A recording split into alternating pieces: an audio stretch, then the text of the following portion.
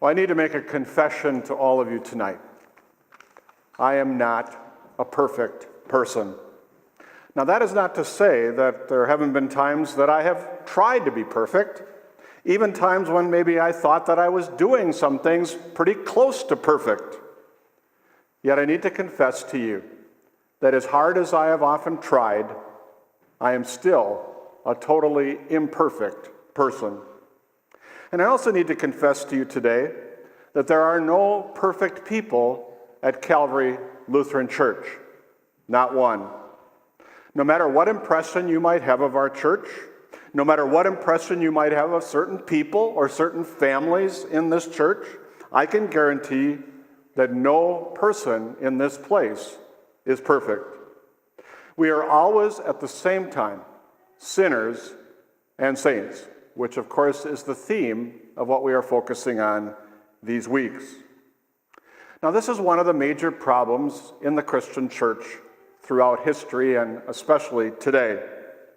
Christianity has often been thought of as being a religion. And a religion is always based on certain rules, certain expectations, certain rituals, and certain actions. It always defines who's in, and it always seems to define who's out. And before we get a little proud, we as Lutherans are some of the worst in the rules and expectations that we often have. Therefore, in striving to be religious and trying to do what is expected, it is easy to think that certain people are better than others. It is easy to think that since you're following these laws, that you're following these expectations, that you are better than those other people, the riffraff in the town, or those riffraff here, or these relatives, or whatever it might be. We're just a little bit better than them. We're a little bit closer to God. And I often say that what has happened over the years is there sometimes gets to be a church arrogance.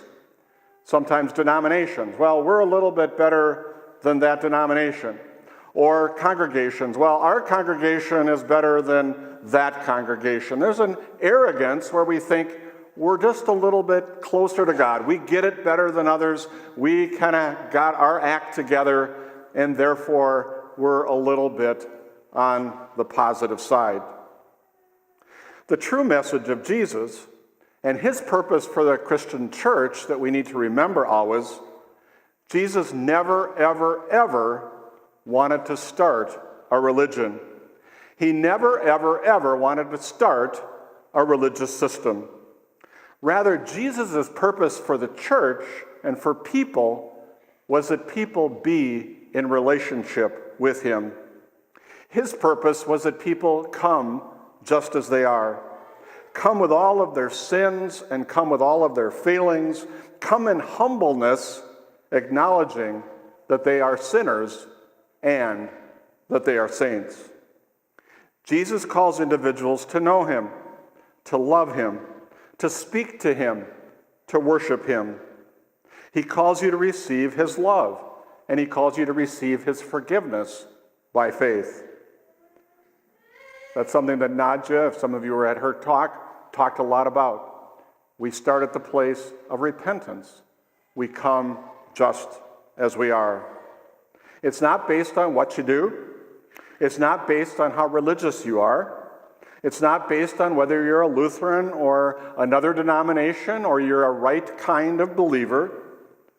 It is all based on his amazing love and his amazing grace. The Bible, of course, as you would know, is a book that's filled with a number of people or a number of stories about people who were very, very religious. In fact, in the Jewish faith at that time, there was a group of super religious people who were known as the Pharisees. I'm sure many of you have heard stories about the Pharisees.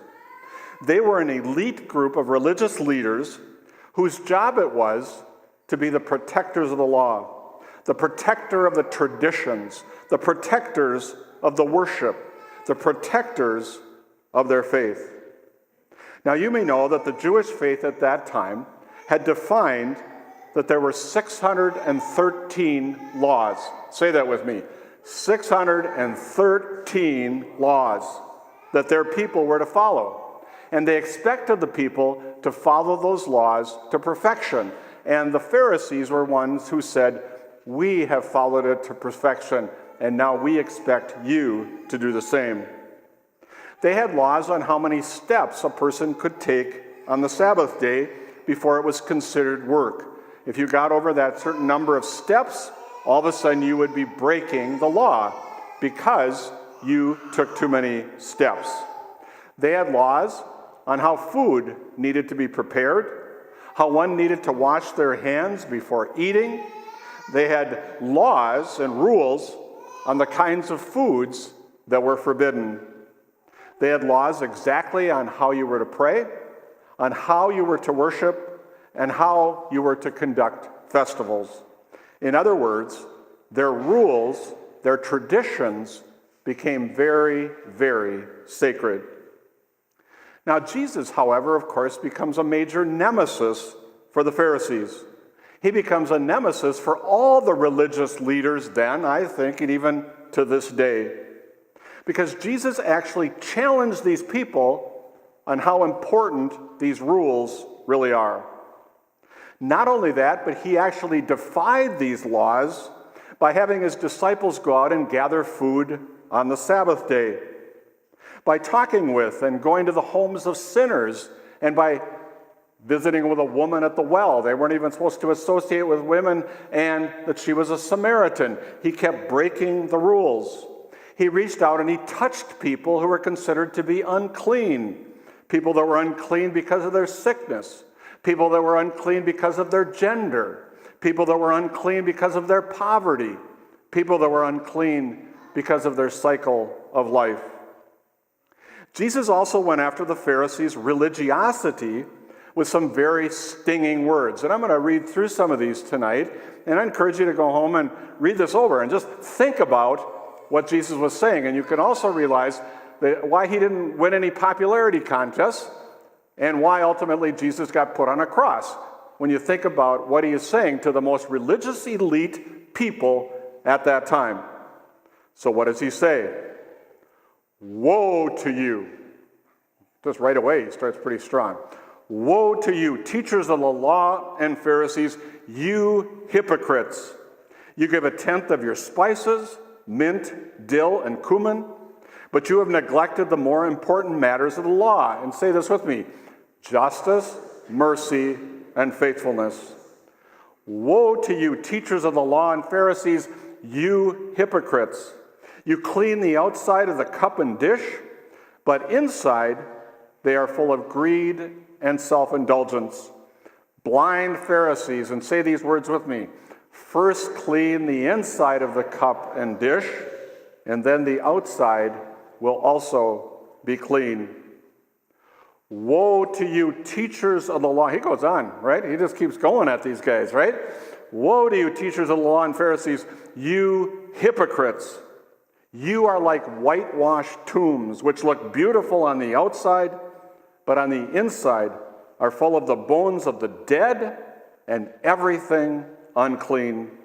In the same way, same with me, outside you appear to people as righteous, but on the inside you are full of hypocrisy and wickedness.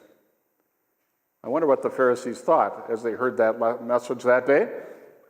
Pretty pointed, right? Pretty direct. Jesus had absolutely no time. He had no patience for religion. He had no patience for religious people. The Pharisees were truly the models. They were the poster children of religious actions. They were the image that many of the people thought that they themselves needed to strive for. Yet Jesus completely levels them by showing that religious actions on the outside can easily hide the true self on the inside. And this, of course, continues to be a major flaw in Christianity today.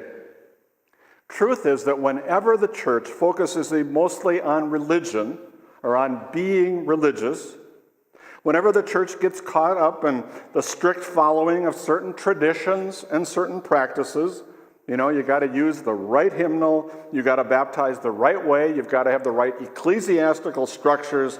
The danger is, and the danger has always been, is that people will start thinking that doing this ritual, reading this response, or whatever it might be, following that tradition, or whatever it might be, somehow makes them closer to God. We're doing it right. Our traditions are right. We get it, and other people don't get it. And if you change, you're giving into society, you're giving into the evil one, or whatever it might be. It is an unwritten rule that has followed all the different religious systems for generations and generations. Following certain practices, worshiping certain ways, even talking a certain religious way, if I use those kind of religious cliches or whatever, can easily lead to people hiding behind their public actions and their words. Because something we need to realize is that it's very easy to go through the motions, isn't it? It's very easy to display a religious exterior. It's very easy, to talk like you got it all together, while on the inside, this may be totally different than what a person is showing. Now, it's truly sad how many lives have been shattered and how many individuals have been affected when these religious walls and these exteriors have crumbled. We have seen priests that have been exposed as pedophiles, pastors who have been revealed with lives of extramarital affairs or addictions to alcohol or gambling or pornography. There are Christian lay people who have been leaders in churches and whatever else, and they have acted like they have it together. People look up to them, and their lives are crumbling, and nobody really knows about it.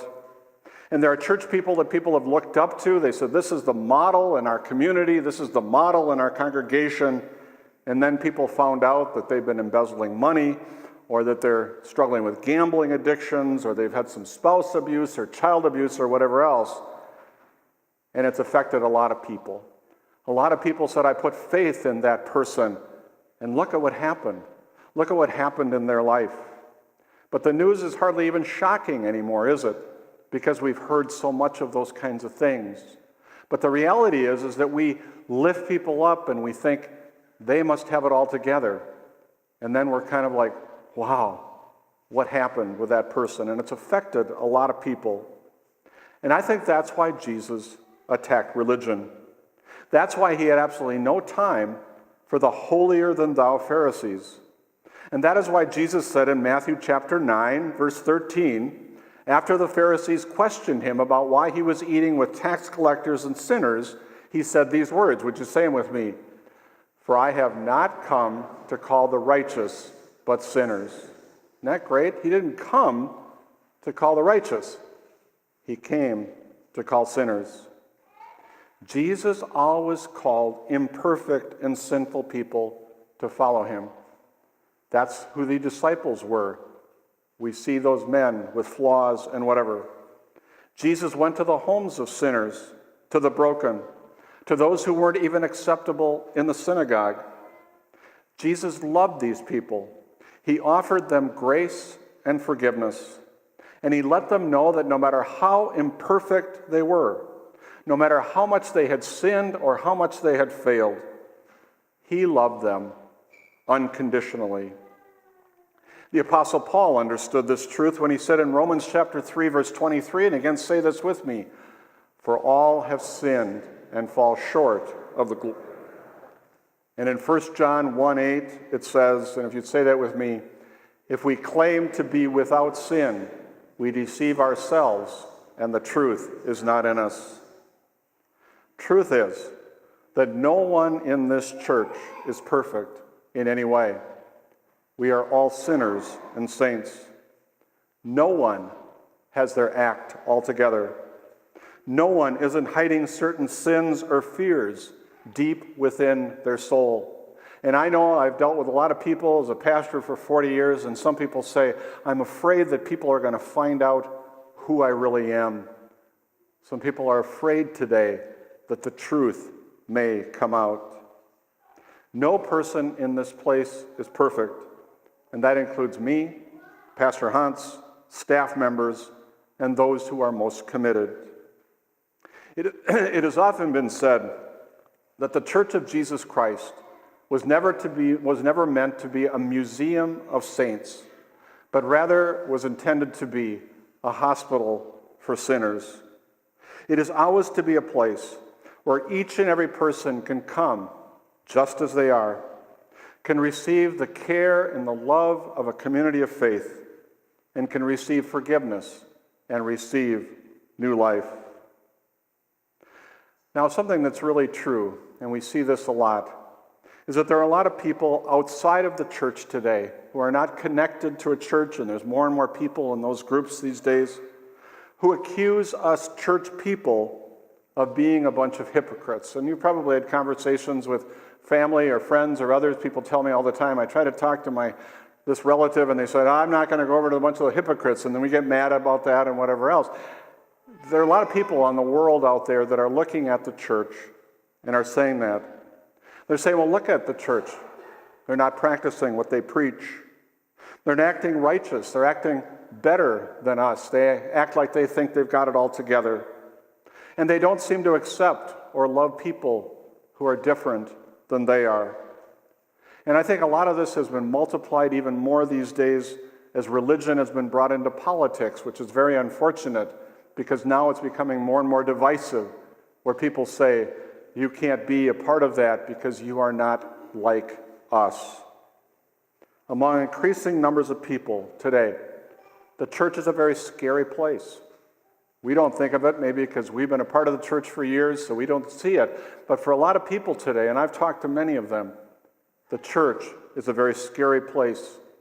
In fact, many people think that the church is some kind of a cult of people that come together and they don't realize what the church is to be about. And sad as it is, many of these accusations are completely true.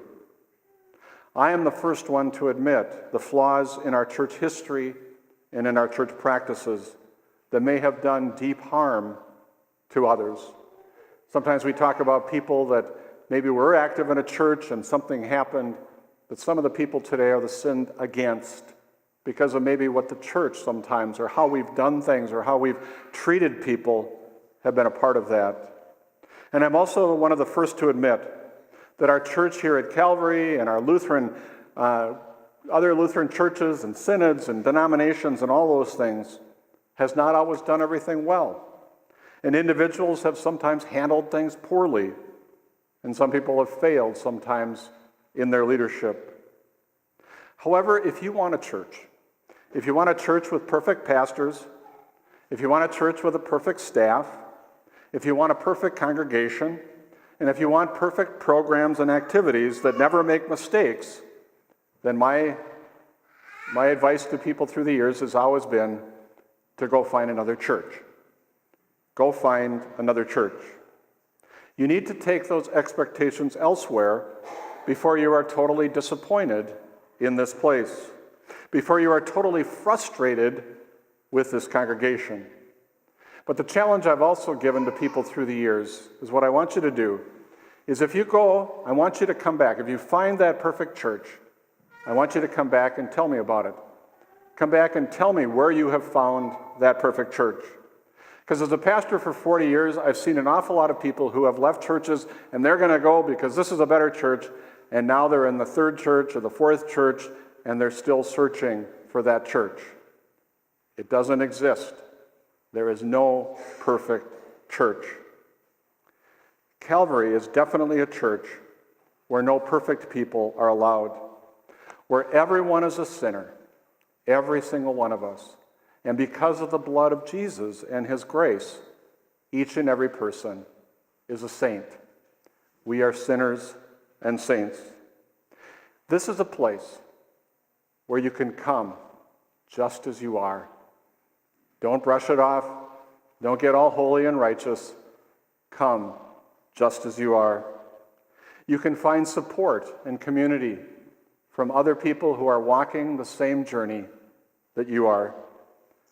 You can come and be with people who are sinners and saints just like you are. And that's truly the church that Jesus died for. He wouldn't have needed to die if people could somehow make themselves perfect by what they do. Jesus died on the cross for sinful people like you and me. And that's the kind of church that Jesus calls Calvary Lutheran Church to be. Amen.